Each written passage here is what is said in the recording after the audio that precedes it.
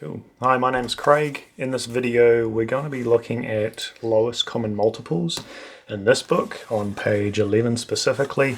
This is a skill that you need for year 11. You possibly also learn it at year 10 as well, depending on what your math teacher wants to do. Just going to look at question 1 and we're going to go through them. I'll show you some strategies for attacking them. So the first question is, what is the lowest common multiple of 24 and 32?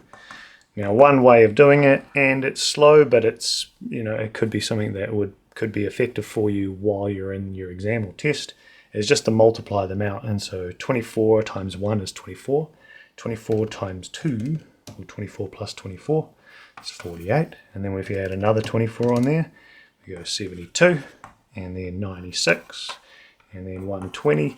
And you could just make a list. You could write it down in your exam, and then you can find out which one's going to end up being the lowest common multiple. So we've got 32, and let's go 32. So 64 is the next number. 32 times 3, 96. And so then we've found our number, but I'll write the next one. Okay. You might want to do 5 or so, depending on the question. And this may work out. It depends on what numbers you've been given as to how easy it'll be to find the lowest common multiple. So in this case, our answer is 96, is the lowest common multiple between 24 and 32. Now, if you've got a calculator like mine, you can actually use a special method. It's called LCM. So I'll just go back out. If you go to run, and then in here, you can see on the right side of the screen, you go to options, and then you go across, and then you go to num. And then you go across again, and there's LCM. LCM means the lowest common multiple. So I can put 24, 32, and then execute, and it'll tell me that it's 96 as well. So that's one method you can also use for calculating LCMs. If you've got a calculator like this, you might want to just look at your calculator manual. You'll be surprised at how useful different calculators are if you're allowed to have a calculator in your test. Okay, moving on to the next question. We've got 30 and 25. Now, one other method you can use is using prime numbers. And so by breaking these numbers down into their prime numbers, we can then find out the lowest common multiple. So 30 is divisible by 5. So I'm going to pull out 5 because 5 is a prime number. So I've got 5. And then I've also got this 6 number. So 6 is not a prime number. It's divisible by 3 and 2. So I'll divide that by 2. And then we'll have 3 as well. So 30 is composed, you could say, of 5 times 2 times 3. That goes back to 30. So 25 in this case is 5 and 5, because 5 is a prime number. And what we do is we take all the different primes that we've got. We've got 5 as a prime, we've got 2 as a prime, we've got 3 as a prime. If you want to put them in order, you can, that's fine. And then we look at each of the numbers and go, how many do we have of that prime number? And we'll multiply them out to find out the lowest common multiple. So in this case here, 30 is 5 through 2, 3. There's only one 5. But for 25, there's 2 5s. And so you go with the biggest amount of that prime number. So 5 is the prime number, and we've got two 5s for 25. We've got 1 5 for the 30, so I'm going to go 2 5s. We've got 2. 2 is a prime number, and the biggest group is 2. There's no 2 in 25. And we've got 3 as a prime number, and there's no 3 in that one. So the way that we do it, and I'll do this again for another question, 5 by 5 by 2 by 3, 5 by 5 by 2 by 3, so 150. So 150 is the lowest common multiple. We can double check that just by putting it into this calculator, because it can work it out for us. And again, we can see that it's 150. So 150 is the lowest common multiple of 30 and 25. Cool. Let's go on to the next question. 6, 8, and 10. All of these are divisible by 2. I can automatically see. So 2 is a prime number. 2, 2, 2.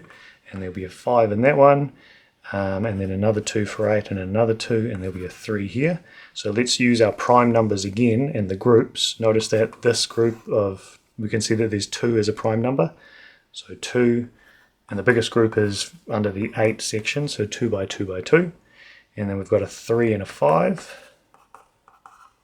And let's see what that equals. 2 by 2 by 2 by 3 by 5, 120.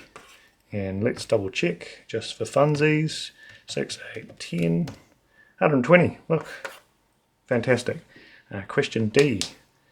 7, 8, and 9. Sorry, I was going this way. 7, 8, 9.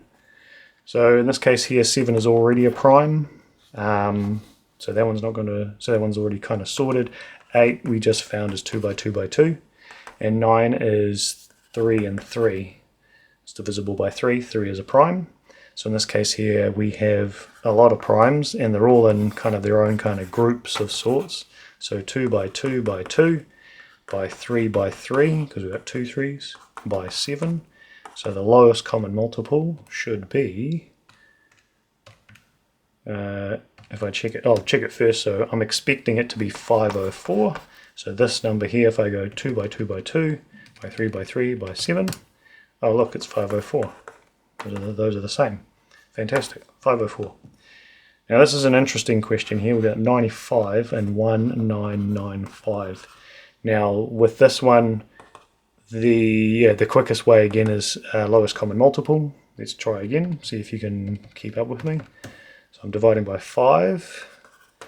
So I've got 399, that should be divisible by 3. So we've got a 3 in there. Now this 133 I don't think is divisible by 3. No, 133 divisible by... Okay, let's pull out a 5 by 95. Oops, 95 divided by 5. 19. 19 is actually a prime itself. So we're at 19 and 5. Actually, if we go 1995 divided by 19, oh, okay, so there's a prime within 1995, that's 19 as well.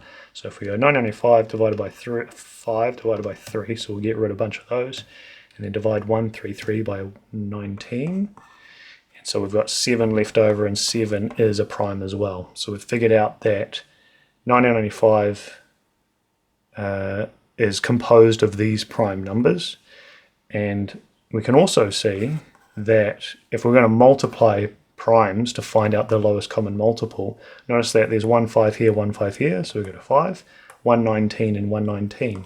And so what actually happens here is the lowest common multiple is 1995. So that'll be the answer. So it'll be 1995 times 1 kind of thing is the, and what is actually the number for 93? So okay, so it's 21 times 95 equals 1995. Cute. And last but not least, 600 and 960. So these numbers are divisible by 5, so I'm going to start with that as a prime. So 5 will give us 120. 120 is also divisible by 5. So let's put another 5 in. We've got 24. 24, let's go divided by 2. We've got 12, that is also divisible by 2. 6, divisible by 2. And 3. Okay. And then 960 divided by 5. So we've divided it by 5. Now I've got 192 will be divisible by 2.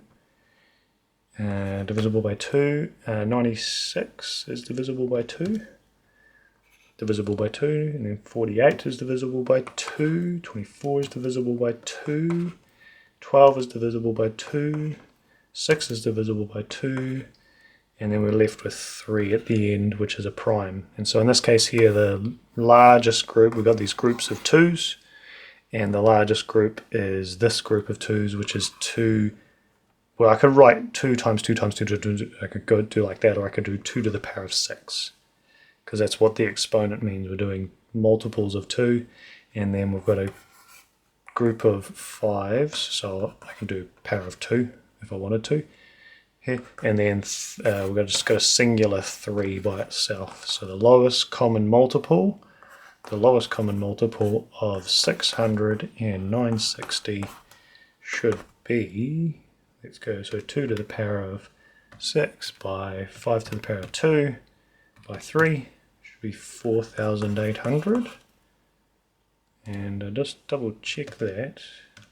960, 4,800, yep.